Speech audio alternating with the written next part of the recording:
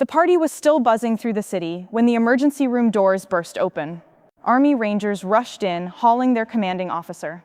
His chest hardly moved, his lips fading to a ghostly white. "Heat stroke," one of the physicians mumbled, shaking his skull. But Dr. Sarah Mitchell stopped cold, the tension in his neck, the weird color in his fingernails. This wasn't heat stroke, it was toxin.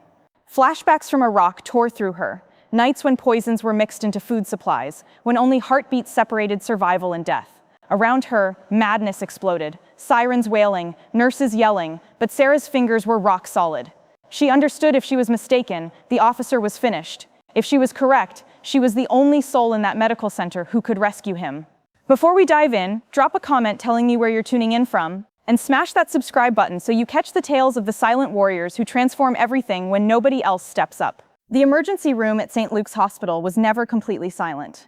The drone of overhead lights, the chirp of beepers, the soft beat of cardiac displays, they formed a soundtrack of pressure that never seemed to fade. Dr. Sarah Mitchell hunched over her station, her black hair tied in a severe knot, hazel eyes reviewing files as the clock pushed past 9 p.m. It had been another brutal shift of fractures, cardiac complaints, and worn-out staff, the type of evening that seemed like it would stretch forever. But then the thud of combat boots echoed through the hallway, harsh and wrong, like a unit had invaded the hospital. The ER entrance flew open. 4 Army Rangers exploded through, fatigues covered in dust from the highway, their massive frames hunched under the burden of a gurney. On it rested their commanding officer, knocked out, his chest fighting for weak inhales. His skin had a grayish shade, and moisture dripped from his brow. The machines went crazy as soon as he was rolled into Bay 3. Officer Martinez went down during a medal presentation. One of the Rangers shouted to the rushing team, "Get him stabilized right now." Physicians swarmed. Staff called out numbers. The chief ER doc muttered under his voice, "Dehydration, probably thermal injury. Start liquids going." But Sarah froze at the sight.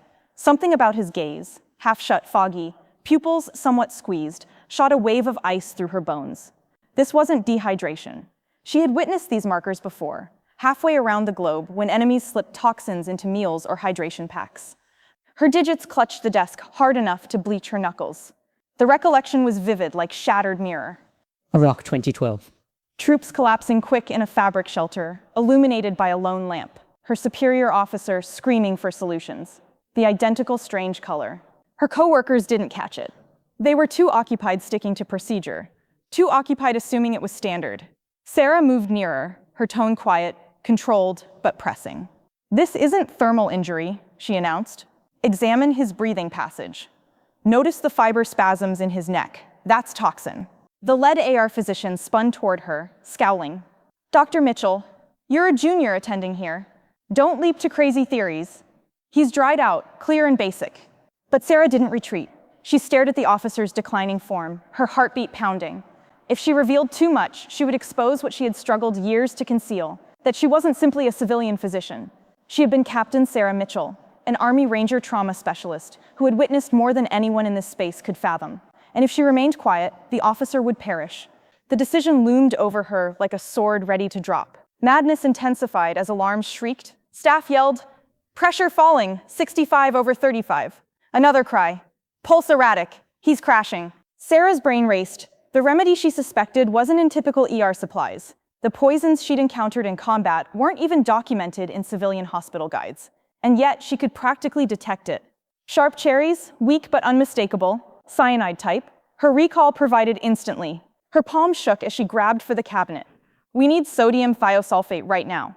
The attending doc barked, "That's not standard. Move aside." A ranger, massive, stone-faced, walked forward, his gaze fixed on hers. "You certain about this?" His tone was firm, but there was something different underneath it. Trust. Sarah locked eyes with him. "If we don't counter it in the next 180 seconds, he's gone." The ranger didn't pause. Then let her operate. For a pulse, the space stopped. The attending doc sputtered in shock.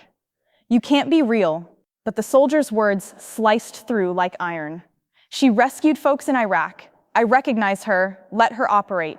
Gasps rolled through the space. The crew stared at Sarah as if viewing her for the first time. Murmurs. Iraq? She's not just a resident. The reality was clawing its path out, and Sarah understood once she made the next move, there would be no turning back. The ivory tubes were in position, liquids flowing, but the display flatlined for a frightening tick. "He's finished," someone screamed. Terror flooded the space. Staff reached to withdraw. "Not yet," Sarah snapped, her tone slicing through the chaos like steel. She jammed a needle into the tube, her actions swift, exact. Years of instinct controlled her palms, quicker, steadier than any guidebook-trained doc could manage. Her brain was no longer in the spotless hospital, but in a baking field station under rocket fire. Grit, crimson, screams, a soldier shaking on a cot, mouth foaming as she combined a remedy with nothing but a combat pouch in her bare fingers. That evening, she had rescued 3 out of 9. She had promised she'd never confront that scent again, that sharp taste of toxin burning in the atmosphere. But here it was, in America, at her hospital. "Display's catching something," a nurse yelled, pulse weak but rising. All attention turned to the officer. His chest lifted, shallow but genuine. His mouth opened with a rough, ragged inhale. The device beeped again, the weak beat of existence refusing to vanish. The attending doc stared at Sarah, astonishment covering his features. "What? What did you just pull off?" Sarah didn't respond. She only pushed harder on the IV, her gaze locked on the display, quietly begging it to keep climbing. And then, with a sharp gasp, the officer's gaze fluttered open. His first statement was hoarse, barely hearable, but everyone in that space heard it. "Doc." The ranger straightened instantly. The atmosphere went still. Even the attending doc seemed to shrink in spot, because the officer hadn't glanced at anyone else, only at Sarah Mitchell. And in that single statement, spoken through agony and toxin, he had exposed what no one else yet grasped. He recalled her. If you think no soul should ever be measured by the surface they show, type "never judge" in the comments below. The display beeped consistent, but delicate, like the ticking of a timer, counting down borrowed moments. Officer Martinez rested on the cot, his gaze half open, moisture still shining on his pale skin. His mouth had only shaped one statement, "Doc," but in the quiet that trailed, it rang louder than the sirens. Dr. Sarah Mitchell stood frozen, every fiber tight. Her fingers still hovered near the IV tube, steady as rock, but her chest heaved with the burden of what had just occurred. Around her, staff and docs shifted, their whispers sharp and uncertain. She understood what to administer before the results. That wasn't guidebook. Iraq? Did he say Iraq? The attending doc finally found his tone, though it fractured under the burden of shock. "Dr. Mitchell, how did you figure? What did you just execute?" Sarah's stare flicked to the rangers positioned guard near the entrance. Their features were blank, their gaze sharp. She had witnessed that expression before, in grit and crimson, under blacked-out choppers. It was the expression of warriors who understood more than they revealed. The tallest of them walked forward. "Because she's executed it before," he stated quietly, in spots none of you could picture. The space fell quiet, and with that, Sarah realized her disguise wasn't just fracturing, it was exploding. Officer Martinez's breathing steadied, but only somewhat. His numbers flickered between stable and dropping, like a flame in the breeze.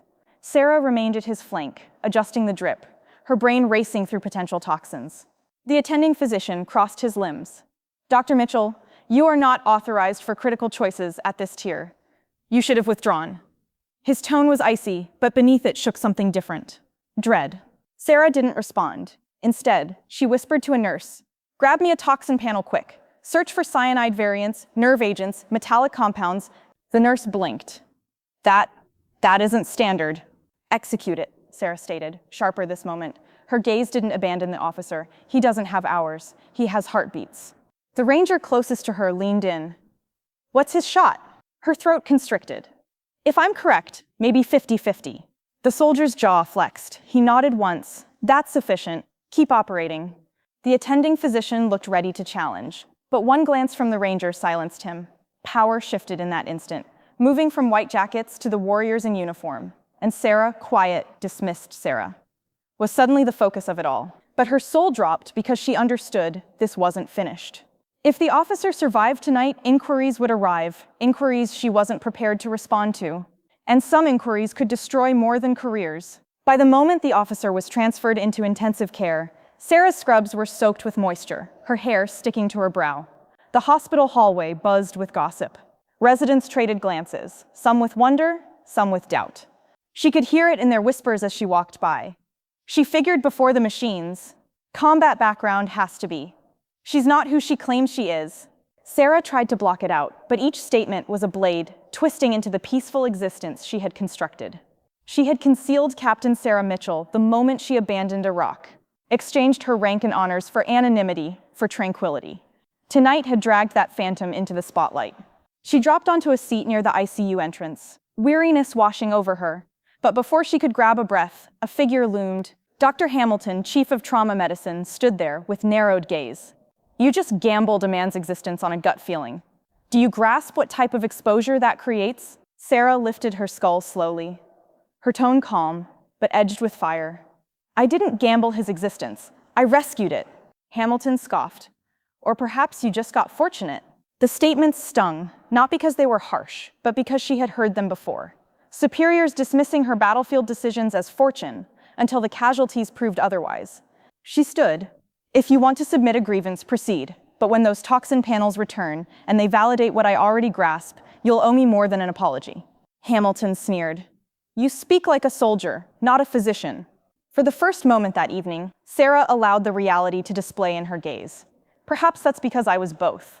And before Hamilton could respond, the ICU entrance swung open. A nurse rushed out, pale, breathless. Dr. Mitchell, he's convulsing. Inside the ICU, chaos detonated again. Officer Martinez convulsed on the mattress, displays screeching as his numbers plunged. Staff scrambled for sedatives. Sarah moved quicker than anyone, climbing onto the bedside rail to stabilize his breathing passage. Hold him firm, she commanded. Don't restrain too rough. You'll rip muscle tissue.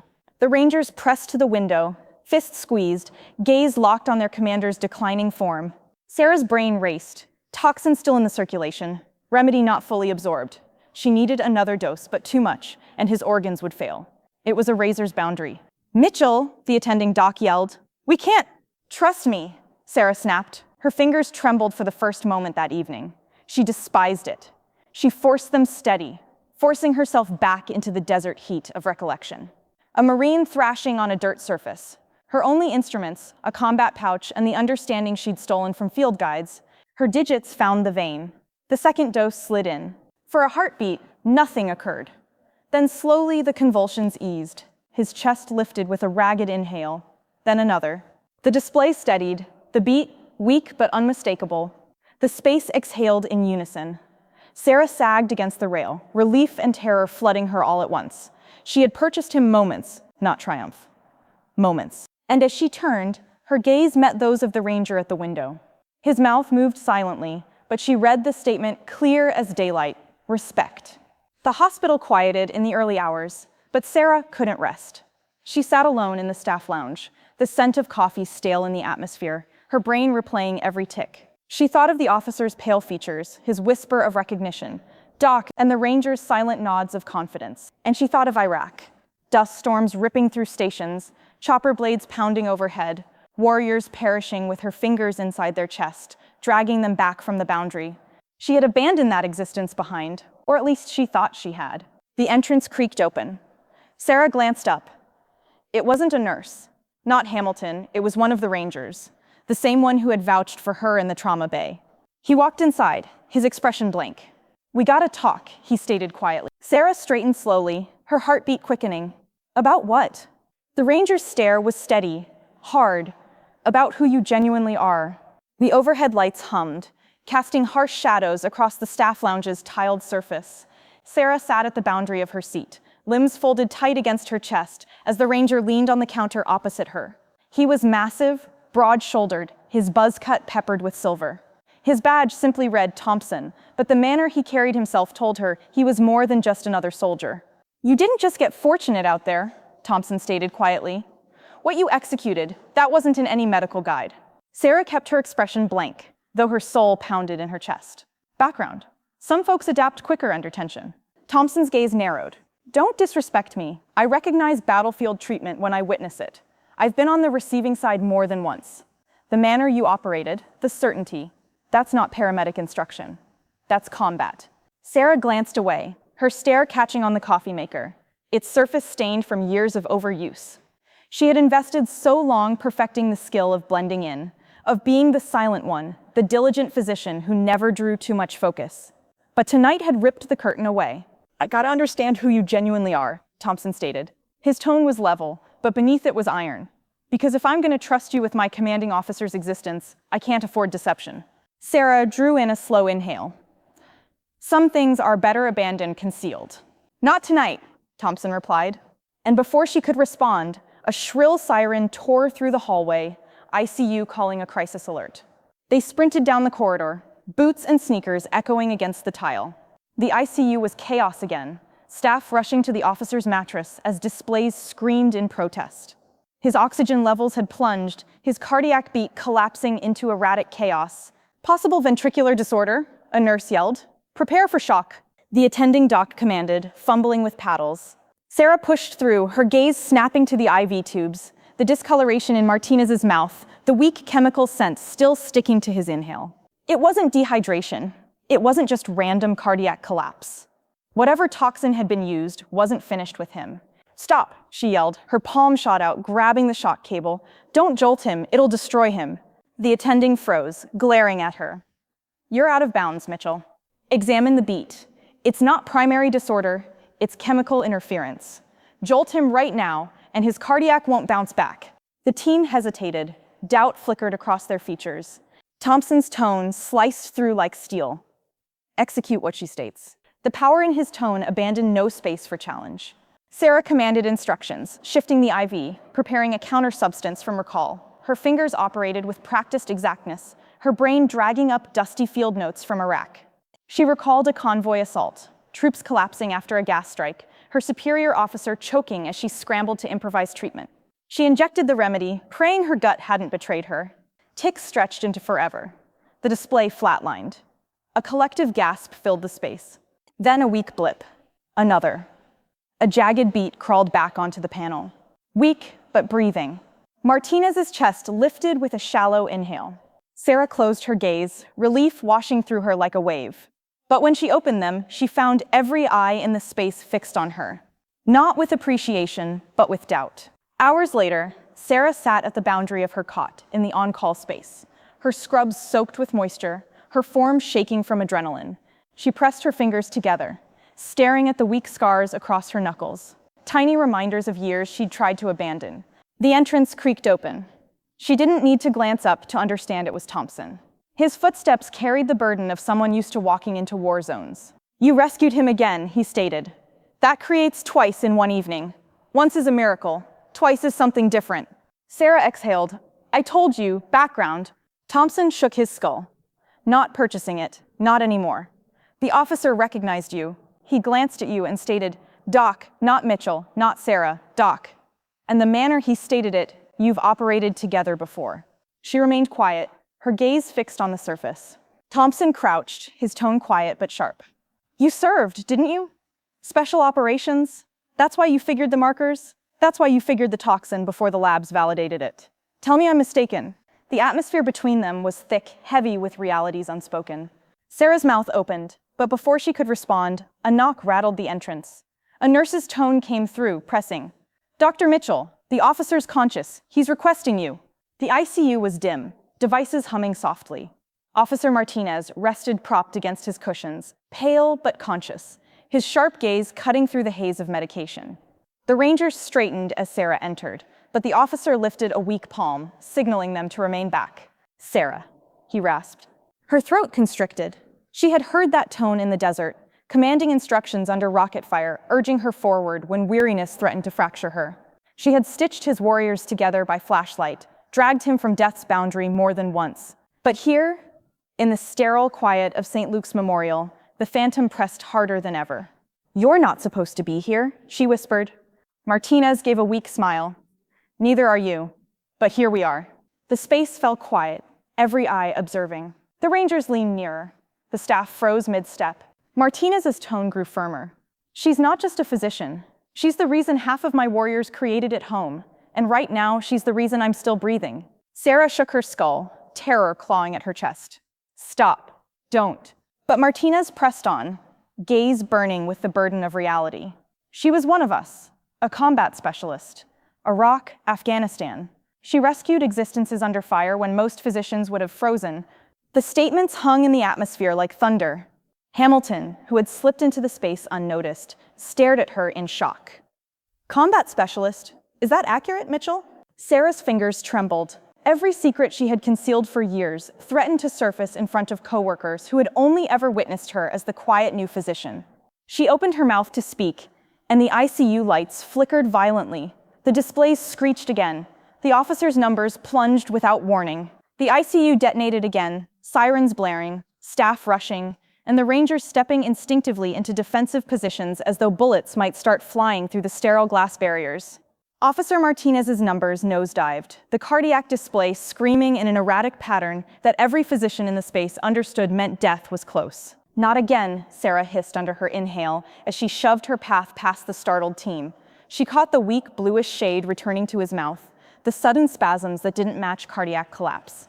This wasn't a relapse. It was another surge of the toxin still in his circulation, one she hadn't fully flushed out. "Bolus epi right now," she commanded. Her tone was so sharp, so commanding, that even Dr. Hamilton obeyed without inquiry. But adrenaline alone wouldn't halt the toxin.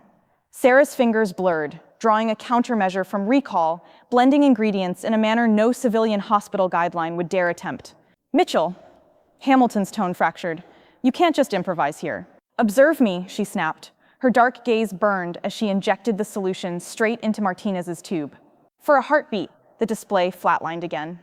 A dead hush fell over the space. Even the devices seemed to hold their inhale. Then, with a long, dragging beep, the line flickered back. Weak pulses. A struggling beat. Sarah pressed a palm against Martinez's chest as if sheer determination could restart his cardiac. "Remain with me, officer. Don't you dare quit right now." And slowly, agonizingly, the beat steadied. But as relief rippled through the space, Thompson's palm clamped down on her shoulder. His whisper was razor sharp. "That wasn't standard treatment," he stated. "You just used battlefield remedies in a US hospital. You can't conceal anymore." Hours later, long after the immediate danger passed, Sarah sat outside the ICU. Her form trembled from weariness, her scrubs stained with crimson and moisture. She wanted to vanish into the evening, to slip back into anonymity the manner she had learned after abandoning the military. But the entrance opened, and Hamilton walked out, his features pale, his tone shaken. "I observed you tonight," he stated quietly. "At first, I thought you were reckless. Then I realized I've never witnessed fingers operate like that in my 22 years as a specialist. You didn't guess, you figured. And if you hadn't been here, he would be finished." Sarah swallowed hard, uncertain how to respond. She had braced for contempt, accusations, perhaps even suspension for breaking guideline. Instead, what she witnessed in Hamilton's gaze was something far heavier: respect. "You were concealing this from us," he stated, softer right now. "Why?" Sarah's tone fractured. "Because folks glance at veterans differently. Because combat specialists don't fit neatly into tidy rounds and sterile operating spaces. Because every moment I've tried to be honest, I've been told I don't belong here." Hamilton shook his skull slowly. "If rescuing an existence means not belonging, then perhaps the rest of us are in the mistaken field." Before Sarah could respond, the ICU entrance opened again. Thompson stood in the doorway, his expression blank. "He's conscious, and he wants to witness you." The space was quieter right now. Officer Martinez rested against the cushions, frail but breathing. His stare found hers instantly. And despite the tubes and wires, there was fire in those gaze. The fire of a warrior who had confronted death before and refused to bow. "You never alter, Mitchell?" he rasped, a weak smile tugging at his mouth. "Still rescuing my hide when everyone else has abandoned." Her throat constricted. "I almost lost you." "But you didn't," he whispered. His palm trembled as he lifted it. Slowly, painfully, he brought it to his brow and delivered a salute. Ragged, imperfect, but carrying more burden than any medal. The space went still.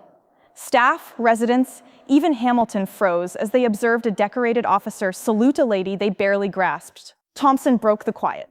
"Sir, you shouldn't." "Quiet," Martinez stated, his gaze never abandoning Sarah's. "The United States owes this lady more than I can put into statements. She rescued me here. She rescued me back then. And it's about damn moment the globe figures who she is." Sarah shook her skull, terrorizing. "Please don't." But Martinez's tone was iron. "Captain Sarah Mitchell, U.S. Army combat specialist. The bravest physician I've ever known. She deserves more than appreciation. She deserves a legacy." Tears burned her gaze. She had fought to conceal that identity for years, to exist quietly, to halt hearing the screams of Iraq in her slumber. And yet, in this instant, With an officer's salute and the reality laid bare, she felt something different for the first moment. Release. The Rangers stood taller. Staff whispered in wonder. Hamilton glanced at her not as a junior doc, but as a peer. And in that quiet, Sarah felt the burden of her phantoms begin to lift. Weeks passed. The officer recovered. Rumors swirled through the hospital about the lady who had been more than she seemed. And one morning, Sarah was summoned to a press gathering she hadn't agreed to attend. She stood stiffly beside Officer Martinez as cameras flashed. He leaned heavily on a cane, but his tone was steady as he spoke. This physician rescued my existence twice, and when I learned about her past, I created a choice. With my connections to the Department of Defense and private supporters, we're constructing a new hospital. Not just any hospital, a spot for the struggling, the abandoned, the ones who can't pay for treatment. And it will bear her name, the Sarah Mitchell Medical Center. Gasps rippled through the crowd, Sarah's chest constricted, tears stinging her gaze. She had never wanted recognition. She had never wanted her past dragged into the spotlight. But as the applause swelled, she realized this wasn't about her. It was about what she represented. The quiet professionals who carried impossible burdens and still rescued existences. Martinez turned to her, his tone lower but clear. You tried to conceal, but right now the globe will figure. You're not just a physician. You're proof that sacrifice can construct something greater. Sarah bowed her skull, tears finally spilling over. And when she lifted her gaze to meet his, she felt a strange, profound tranquility. That evening, Sarah stood outside the construction location where her future hospital would rise. The city lights glimmered on steel beams, and for the first moment in years, she allowed herself to believe that perhaps, just perhaps, the phantoms had led her here for a reason. Her past hadn't been a curse. It had been the forge, and right now, the fire that once destroyed her would heal others. If you think tales like this deserve to be told, if you think warriors like Sarah shouldn't remain concealed, please, I beg you, subscribe to our channel, share this, comment below. Don't let the globe abandon the quiet professionals who give everything and request nothing. Because sometimes the bravest fingers don't just rescue existences, they construct legacies.